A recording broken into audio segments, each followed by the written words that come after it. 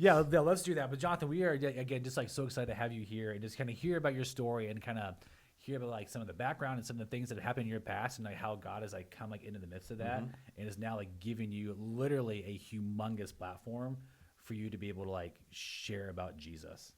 So can you kind of just like take a couple moments and just kind of like share your story with us and share your story with anybody who's going to be watching this, because it's phenomenal. So buckle up, it's going to be great. I don't know if it'll be great, but there's a lot to it. Yeah, for sure. At 55, there's been a few things I've screwed up in life, more than a few. I grew up actually in Fremont, right where we're at today, and moved out and thought, good, I am never going back. Don't ever say never. God always says, wait and watch. But anyway, so I grew up here, grew up in a church family, grew up with a lot of church stuff around me, but also grew up in an environment where we kind of accepted, we never talked about it. It was never like told to me, but it was accepted that the truth was relative. Yeah. And as long as you weren't hurting anybody, it really didn't matter how truthful you were because it was all relevant anyway, or relative anyway.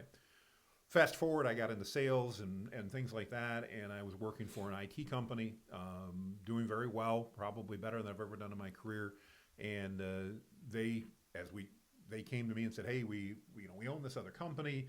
We need you to take a call from somebody because we're leasing some equipment, and they don't actually know the owner owns both. So would you be willing to just answer as the other company, which happened to be the company that was on my paycheck?" So I'm like, "Yeah, I don't really care," and just say, they're leasing this stuff, and I'm like, "You tell me they're leasing it, whatever." And so I did, and that was okay. I could justify that, and it didn't seem like a lie. Well, and a couple months later, they came to me and said, "Hey, we need to do the same thing again, but you're not Jonathan this time. We need to use a different name." And I'm like, "Yeah, I really don't think I should do that." And I remember my boss looked at me and he goes, "Do you like your job or not?" Wow. Dang. Threatened like that. Yeah. Huh? Well, I was pretty matter of fact. And I said, "Actually, yeah, I do." And he's like, "So just do it." Wow. And I thought, what am I going to hurt? And, it was a bunch of office partitions and stuff like that, Herman Miller office furniture. What do I really care? It's all there. I can see it. So if they're borrowing money on it. What I didn't realize is it was the 7th or 8th time they borrowed money on that same equipment. And so by telling a lie, which I did, that meant I'd now just committed fraud because they had, one I had because I told a lie, but it wasn't like a lease as I was told. It was like the 7th or 8th lease on that same equipment that they'd done. Yeah. So fast forward, a couple years in, I worked there for about a decade. Had some issues, got divorced, all that type of stuff. Met my wife Beth, and we had decided, if we're going to make this relationship work, we were both in our very early 30s. We'd screwed up a lot of things, myself in particular. I'd not got any trouble yet at this point, but we needed to really go back to church. We needed to put God at the beginning, the center of that relationship, that 3-strand cord, nothing. And so we did. We started going back to church. We'd both grown up in the church, had definitely both fallen away from it. I mean, I was one of those, hey, I don't need the church. I love God, and that's good enough. And God's good with whatever I'm doing because He obviously put it on my mind. So how can it be wrong? And that meant there were a lot of things in life I wasn't doing right, including telling lies and stuff like that. And so Beth and I went back to church. We got rebaptized as adults, which was super cool. Yeah. Really fell back in love with God and back in love with the church, and really for the first time was comfortable. Never was really comfortable with my faith growing up. It was always, well, yeah, but I don't want to talk about it, And now, people go, well, how do you describe yourself? Well, I'm a Jesus freak. And there's a song about that. Yeah, and people are like, "You're good with that?" I'm like, "Well, yeah, I'm either a Jesus freak or I'm a slave to Christ or whatever." And they're like, "Well, those are such negative words." I'm like, "No, this is cool. I love this." Yeah. But anyway, so that all happened, and then, I think probably the coolest part of the story to me is that so often people think, when you accept Christ back into your life, you recommit and all that. It's like, wow, we're gonna have this marvelous life. Well, shortly after doing that, I get a knock on my door, literally at the office I'm working at. I'd left the company I was working for at this point in time. It knew some bad things were going on, and I didn't want to be part of it, and so I left. And it's the FBI. just chilling, casually showing up. Just going through the neighborhood. We'd like to have a conversation with you, Mr. Mask. Wait, were you in Fremont when they showed up at the door? No, I was actually in Grand Rapids. Okay. And was this completely unprompted? Like you had no idea this was coming? No. This is years after all of this stuff has gone Well, down. so I left in if I get my dates right, I may not. But I left in 2002. A year after I left, they get raided by the FBI. It's all over the news and everything else. And I'm like, man, am I glad I left? Dodged a bullet. Yeah, I'm like, Yeah. Perfect timing. I'm glad I missed that. Yeah. And then it was a few months after that I Yeah. got the knock on the door. Okay. And it was the FBI, and I knew what it was about. I Yeah. mean, not that I had anticipated it happening, but it's kind Yeah. of 2 and 2 equal 4 really quickly at that point. Yep. Yeah. Yep. And so they asked me a bunch of questions, and I tried to answer them as best I could, and then called an attorney, and he said, just don't say anything. Yeah. Regardless, just don't say anything. And that transpired, went through. I got what they call a target letter, which is basically the FBI saying that we think you're guilty and we're going to charge you. And I found out that when you get a target letter, my stats may be off, but there's a 97% chance that you're screwed, Wow.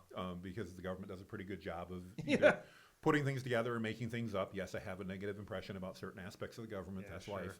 I'm cynical, Yeah. but Don't we all in some ways? yeah, I mean, guess, it's right? okay. Yeah. I mean, I don't fault anybody. It's just Yeah, sure. that's my perspective.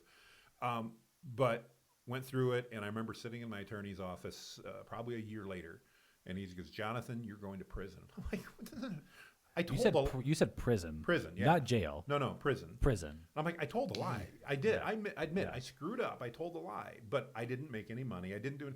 I told a lie. I'm going to prison for telling a lie. Yeah. And he's like, "You're going to prison." And I remember at the time, Beth and I had lunch after we were married and everything at that point in time. And I remember leaving the attorney's office and calling her and going, "Okay, I've got about 20 minutes before I get to her office. If I tell her now, I wonder if she'll still have lunch with me." Yeah. So optimistic. Yeah, I know. Really. Yeah, I mean, I applaud the no, optimism, I mean, Jonathan. Yeah. She did, and we worked through a process. The process of being investigated and charged was far worse than the incarceration that followed it. No kidding. Incarceration sucked. Don't get me wrong. Prison's not a place I want to go. Yeah. But it was a cakewalk compared to going through everything up front. Man, that's You know, crazy. you Yeah. Just because they want to know everything about your life, or No, it's actually so what happens with invasive? everybody around you. Oh. You very quickly find out people that are actually care what you said, and very few do. Wow. And I get it. I told a lie that was very clear. I told a lie. I admitted I told a lie. And so most of the people that knew me go, "I can't trust you because you told a lie and you admitted you told a lie." Wow.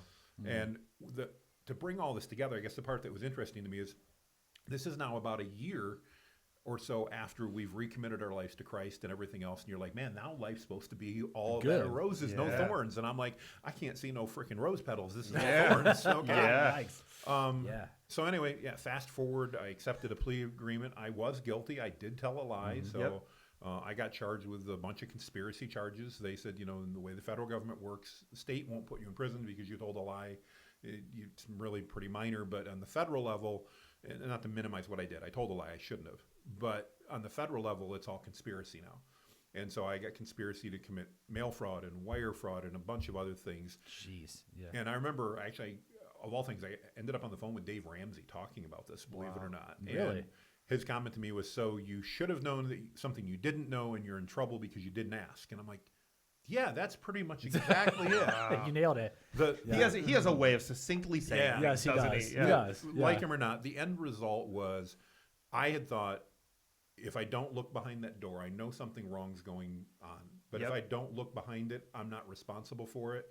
And I really like my paycheck and my job. Yeah, sure. Yeah. So I'm just not going to open that door. And I found out that was just a fallacy. Yeah. And it's interesting. People talk about does God ever speak to you? And I've never heard his audible voice. I didn't say that. Yeah. But I remember one night specifically when I got the phone call that I was supposed to use somebody else's name, that I didn't audibly hear, but the Holy Spirit absolutely said, "Jonathan, don't cross this line Yeah. because this line you can't uncross." Yeah. Now, I was Yeah. not going to church at the time this happened. This was beforehand. The events happened after. And I remember going, yeah, whatever. I like my job. And I Yeah. like my paycheck. And I Yeah. like my expense account. And, I was blessed. We were doing well. I shouldn't say I was blessed. I was doing well. And I'm convinced had I, at that night, said, no, I'm not going to do it, life would have been very different. Yeah. Yeah, for sure. And in retrospect, you go, man, don't you wish you would have done it? No. I'm glad I went through what I did because... Wow. Man, what a way to say that. I don't want Yeah. to go through it again, but it talks in James, and if I get my verses wrong, I'm not the pastor. So remember, those two guys are the pastors. I just remember verses, and I got ADD, so I get them wrong. But it talks in James about how consider it pure joy, my brothers, when you Yeah. experience these Yeah. trials. James And 1. I'm Yeah. going to paraphrase because God's turning you into the person He needs you to be. Yeah, it's good. And I really claimed that. It was like, okay, God, I realize I've not been following you as I should. I've not been leading the right type of life. I've been doing things that I shouldn't do, apart from telling the lie. I wasn't living a great life, a wholesome life. Yeah. And so we used this as an opportunity to say, okay, we're going to get through this. I was very blessed. My wife stuck with me through that. Interesting, a lot of interesting things. So I've never been arrested. I've been in prison, but I've never been arrested. Wow. Never happened. I never got read my rights or anything like that. It's just the way it all went together. And I didn't have to get arrested and go to prison because I got a letter in the mail that said, Jonathan, you're guilty. You're going to prison. You're going to prison. Please show up in West Virginia on this date. Yeah. And Wow. literally, Beth Yeah. drove me down and parked in the parking lot. I gave her a hug and kiss. She's 5 months pregnant with our now 17-year-old son. Wow. Yeah, tell me. Yeah. And I walked into prison. My gosh, Jonathan.